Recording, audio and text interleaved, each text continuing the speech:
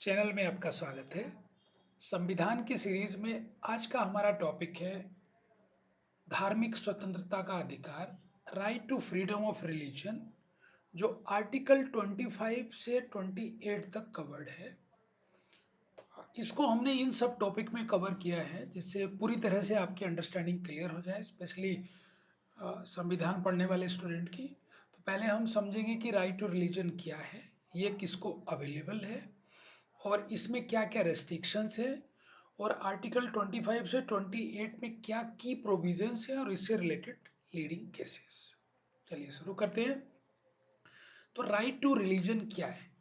तो जैसा हम सबको मालूम है कि भारत हमारा जो देश है वो एक धर्मनिरपेक्ष देश है। धर्मनिरपेक्ष देश का कोई अपना धर्म नहीं होता है और वो सभी धर्मों को इक्वली ट्रीट करता है। ना तो बहुत क्लोज किसी के होता है, ना किसी के डिस्टेंस होता है।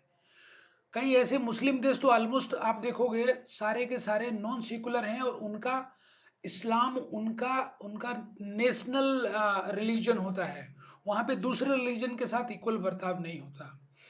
Specially India and European country secular country हैं और वहाँ पे सभी धर्मों के साथ में समान संभाव किया जाता है, जिसका मतलब है कि राज्य का अपना कोई धर्म नहीं होता और वो सभी धर्मों को संभाव देखता है। और धर्म के मामलों में जनरली स्टेट न्यूट्रल रहता है और स्टेट का अपना कोई भी रिलीजन या धर्म नहीं होता है। और ये किसको मिला हुआ है?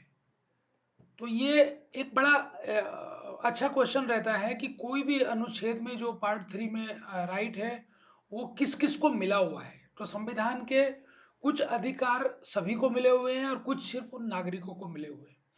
तो रिलीजन या धार्मिक स्वतंत्रता का अधिकार भी सभी को मिला हुआ है, नागरिकों को भी मिला हुआ है और विदेशियों को भी मिला हुआ है। तो इसका मतलब ये हुआ कि कोई बाहर से आके भी हमारे देश में रहता है तो वो अपने धर्म की अपने हिसाब से पूजा कर सकता है, उसको कोई रेस्ट्रिक्शन नहीं है। लेकिन जहाँ पे स्टेट का अपना रिलीजन होता है वहाँ पे दूसरे धर्म के लोगों को वो करने की परमिशन नहीं रहती है। स्पेशली जैसे आप देखो जो नॉन सेकुलर कंट्री हैं, इस्लामिक कंट्री हैं, वहाँ पे मस्जिद तो आप आराम से बना सकते हैं और इस्लाम फॉलो कर सकते हैं। बट आप दूसरे कोई रिलीजन जैसे हिंदू है या क्रिश्चियन है वो वहाँ पे ओपनली प्रेयर नहीं कर सकते और वहाँ पे मस्जिद या कोई चर्च वगैरह नहीं बना सकते। और बनाते भी हैं तो बहुत ही लिमिटेड गवर्नमेंट की रेस्ट्रिक्शंस के अकॉर्डिंगली वो बनाए जाते हैं। लेकिन इंडिया में right to freedom of religion सभी को अवेलेबल है और सभी को परमिशिबल है। अभी इसमें कुछ रेस्ट्रिक्शंस भी हैं। रेस्ट्रिक्शन इसलिए हैं ताकि दूसरों के राइट इन्फ्रिंज ना हो, दूसरों के अधिकारों का हनन ना हो और राज्य की कानून और व्यवस्था सुचारू रूप से चलती रहे। तो इसमें मेनली 4 कैटेगरी हैं रेस्ट्रिक्शन की। एक तो पब्लिक लॉ एंड ऑर्डर के केस पे रेस्ट्रिक्शन लगा सकती है गवर्नमेंट। दूसरे मोरलिटी या नैतिकता के हिसाब से कर सकती है। और हेल्थ पे भी रेस्ट्रिक्शन लगा सकती है। हेल्थ का मतलब ये है कि आप कोई रिलीजियस सेरेमनी इस तरह की कर रहे हो जिससे आदमियों की हेल्थ को नुकसान हो रहा है, इंजरी हो रही है या बीमारी हो रही है, तो भी गवर्नमेंट उसको कंट्रोल कर सकती है। Other provision of part third, और संविधान के पार्ट थर्ड जिसमें मूलभूत अधिकार दिए हुए हैं उसमें और भी जो रेस्ट्रिक्शन दिए हुए हैं वो भी इस पे लागू होते हैं। इस तरह से जनरली ये कहा जाता है कि हिंदुस्तान के अंदर right to religion most restricted religion है। ये राइट तो दिया हुआ है फ्रीडम का, लेकिन ये बहुत तरह से कंट्रोल किया हुआ है ताकि लॉ एंड ऑर्डर की सिचुएशन मेंटेन रहे। तो मुझे उम्मीद है आपको ये रेस्ट्रिक्शन समझ में आए होंगे।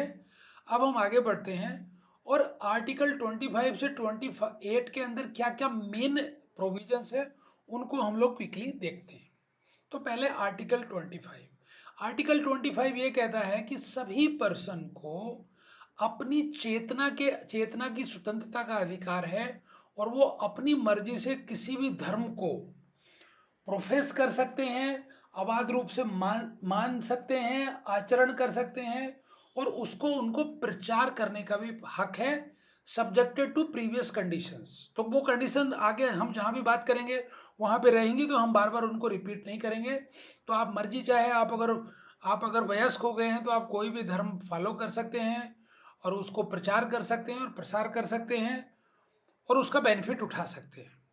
अच्छा, इसमें और एक दो चीजें हैं। स्टेट अगर चाहे तो वो फाइनेंशियल और इकोनॉमिकल और पॉलिटिकल रेस्ट्रिक्शंस लाने के लिए लॉ बना सकता है और उसको कंट्रोल कर सकता है। इस आर्टिकल की कोई भी बात उन पे प्रभाव नहीं डालेगी। और चूंकि हिंदू बहुत बड़ा धर्म है और उसमें काफ़ी सारे सब सेक्ट हैं, काफ़ी सारे सब रिलीजन हैं, तो उसमें एक प्रोविजन ये भी दिया हुआ है कि गवर्नमेंट चाहे तो किसी भी हिंदू रिलीजियस इंस्टीट्यूशन को जो पब्लिक करेक्टर की हो वो किसी के लिए भी खोल सकती है, किसी भी हिंदू के सब रिलीजन के लिए या दूसरे सब सेक्ट के लिए उसको खोल सकती है और उसको ओपन कर सकती है। वहाँ पे ऐसा नहीं है कि किसी पर्टिकुलर हिंदू समाज ने कोई मंदिर बनाया है और वो बाकी को SC ST को या किसी को आना अलाउ नहीं करे, तो गवर्नमेंट उसको ओपन कर सकती है और फिर वो सभी हिंदू धर्म के सभी लोगों के लिए वो ओपन हो जाएगा। इसमें एक्सप्लेनेशन भी दी हुई है कि सरदार लोग या सिख लोग जो पगड़ी पहनते हैं, टर्बन पहनते हैं और कृपाण पहनते हैं, वो उनके रिलीजन का पार्ट होगा और वो उसको फॉलो कर सकते हैं। और इसके अलावा हिंदू धर्म के अंदर सिख, बौद्ध और जैन, ये सारे के सारे लोग भी जो सब रिलीजन है हिंदू धर्म के, वो भी हिंदू धर्म में ही माने जाएंगे। तो ये आर्टिकल 25 के मेन मेन प्रोविजन है। आर्टिकल 26 बहुत सिंपल है। ये बोलता है कि सभी को अपने रिलीजियस अफेयर को मैनेज करने का अधिकार है और इसके लिए वो धार्मिक संस्था एस्टेब्लिश कर सकते हैं और उनको मेंटेन कर सकते हैं और उनसे धर्म से रिलेटेड जो भी अफेयर्स हैं उनको मैनेज कर सकते हैं और धर्म के प्रचारण प्रसार के लिए ऑफिस वगैरह ओपन करने के लिए मूवेबल या इमूवेबल प्रॉपर्टी भी एक्वायर कर सकते हैं और इस तरह से एक्वायर की हुई प्रॉपर्टी को विधि के अनुसार उसका प्रशासन चला सकते हैं और उसको मैनेज कर सकते हैं। तो बेसिकली जब आप धर्म कोई फॉलो करोगे तो आपको ऑफिस भी चाहिए, मंदिर भी चाहिए, आपको ट्रस्ट भी बनानी पड़ेगी। तो आर्टिकल 26 बेसिकली उनके लिए स्वतंत्रता देता है, पर वो विधि के हिसाब से होंगी, लॉ के हिसाब से होंगी।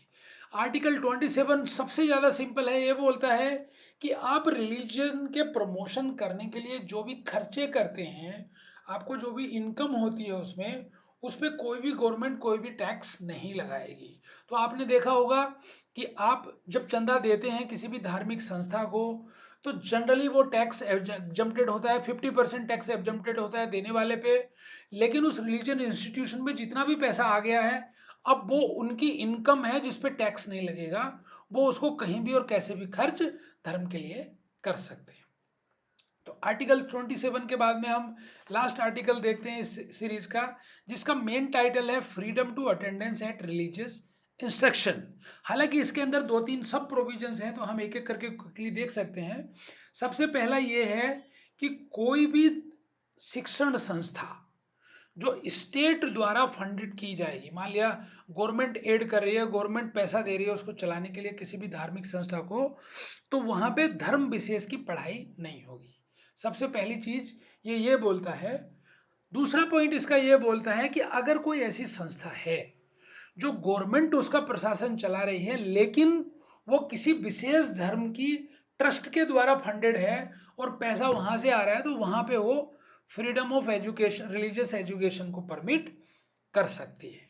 तीसरा इसका एक पॉइंट है जो बहुत ही यूनिक है कि जो भी स्टेट एडेड इंस्टीट्यूशन है, वहां पे आप किसी को भी उसकी उसकी मर्जी के खिलाफ कोई भी रिलीजियस वर्शिप में या इंस्ट्रक्शन में पार्ट लेने के लिए बाध्य नहीं कर सकते हो। और अगर वो बच्चा है तो उसकी पेरेंट की परमिशन के बगैर नहीं कर सकते हो। फॉर एग्जाम्पल, मान लिया अगर कोई स्कूल है और वहाँ पे आप दूसरी कोई पूजा करवानी शुरू करो और जो दूसरे रिलीजन के बच्चे हों आप उनको ज़बरदस्ती उसको उसमें बैठाओ, तो ये उसके लिए रेस्ट्रिक्ट करता है कि आप उनको ज़बरदस्ती नहीं बैठा सकते, और वो वयस्क हैं तो उनकी मर्जी चाहिए, और वो वयस्क नहीं है तो उनके पेरेंट की मर्जी चाहिए। तो ये मेन मेन प्रोविजन है आर्टिकल 25 से लेकर 28 के। अब इससे रिलेटेड हम मेन मेन केसेस देखते हैं, क्योंकि लॉ की पढ़ाई में और स्पेशली संविधान की पढ़ाई में लीडिंग केसेस का बहुत बड़ा महत्व रहता है। तो हमने इसमें 5-6 केस सेलेक्ट किए हैं, मेन मेन केस हैं। आपको अगर ये समझ में आ जाते हैं तो ये आपका क्वेश्चन बहुत ही ब्रॉड हो जाएगा और आप इसको काफ़ी एलाबोरेट करके लिख सकते हैं। तो क्विकली देखते हैं। पहला केस है आनंद मार्गी केस, AIR 1984। इसके अंदर आनंदी मार्गी रिलीजन के जो लोग हैं वो तांडव नृत्य करते हैं, और वो जनरली त्रिशूल और बर्छी वगैरह लेकर के और खोपड़ी लेकर के डांस करते हैं रोड पे, और जब वो अपनी प्रोसेशन निकालते हैं तो कुछ लोगों ने उसका विरोध किया, मामला कोर्ट में गया। कोर्ट ने फिर बोला कि आनंद मार्गी रिलीजन के लिए, लोगों के लिए ये ऐसा कोई मैंडेटरी नहीं है रिलीजन में कि आप लीथल वेपन्स लेकर के और मुर्दों की खोपड़ी लेकर के ही डांस करो। तो इस पे बाद में इसलिए बैन लगा दिया गया। तो हमेशा कोर्ट ये देखता है कि रिलीजन के लिए वो इसेंशियल है या नहीं है। अगर इसेंशियल नहीं है तो वो उसको इनवैलिड कर देता है। दूसरा है Santosh Kumar versus secretary of MHRD AIR 1995। ये भी एक बहुत लीडिंग केस है। इसमें ये बोला गया, इसमें ये चैलेंज किया गया था कि संस्कृत को आप सिलेबस में पढ़ने के लिए मैंडेटरी नहीं कर सकते, और आप मैंडेटरी कर रहे हैं तो वो रिलीजियस पढ़ाई मानी जाएगी। कोर्ट ने उसको देखा और उसको बोला संस्कृत हिंदुस्तान के आर्यों की एक पुरानी भाषा है और इसका धर्म से कोई संबंध नहीं है, इसलिए संस्कृत को पढ़ाने पे कोई रेस्ट्रिक्शंस नहीं लगाया जा सकता। तीसरा केस है Ismail Faruqui versus union of India AIR 1994। इसमें कोर्ट ने कहा कि गवर्नमेंट जब चाहे किसी भी धर्म की प्रॉपर्टी को, चाहे वो मस्जिद हो, मंदिर हो, चर्च हो या गुरुद्वारा हो, पब्लिक ऑर्डर के लिए और नेशनल इंटरेस्ट के लिए एक्वायर कर सकती है, और इसका कोई रेस्ट्रिक्शंस नहीं है। वो जब चाहे उसको ले सकती है, उसका कंपनसेशन पे करके। चौथा केस है Maulana Mufti Sayeed versus state of West Bengal AIR 1999। ये लाउड स्पीकर केस के नाम से भी जाना जाता है, और आपको शायद ध्यान भी होगा कि मस्जिदों में लाउड स्पीकर बजते हैं और उससे कई बार लेट नाइट और दूसरे टाइम बजने पे, अर्ली मॉर्निंग बजने पे नॉइज पॉल्यूशन भी होता है। तो इस केस में चैलेंज किया गया था कि लाउड स्पीकर बजने से दूसरी कम्युनिटी को न्यूसेंस होता है। तो कोर्ट ने इसको इवेल्युएट कहा कि लाउड स्पीकर बजाना कोई इस्लाम में इसेंशियल नहीं है, और ये कोई प्रिविलेंट प्रैक्टिस पुराने ज़माने से नहीं है, और इसके बाद से लाउड स्पीकर को बैन किया गया नमाज और अजान के लिए। अगला केस है Aruna Roy versus union of India AIR 2002।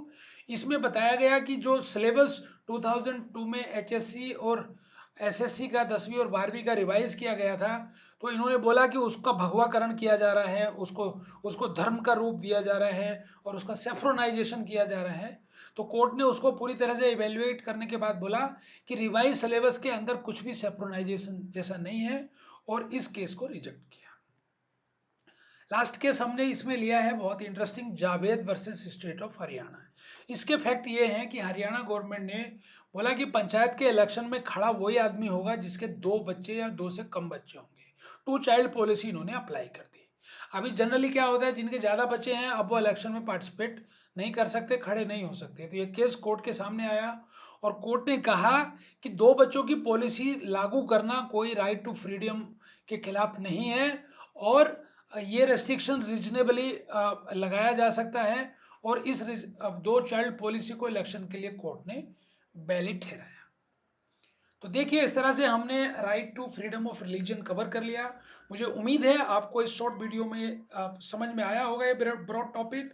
अगर आपको ये वीडियो पसंद आया है तो आप लाइक करिए और अपने फ्रेंड्स को शेयर करिए, और आपकी कोई क्वेरी है तो आप कमेंट्स बॉक्स में लिखिए। It will be my pleasure to reply you. Thank you very much for watching this till and.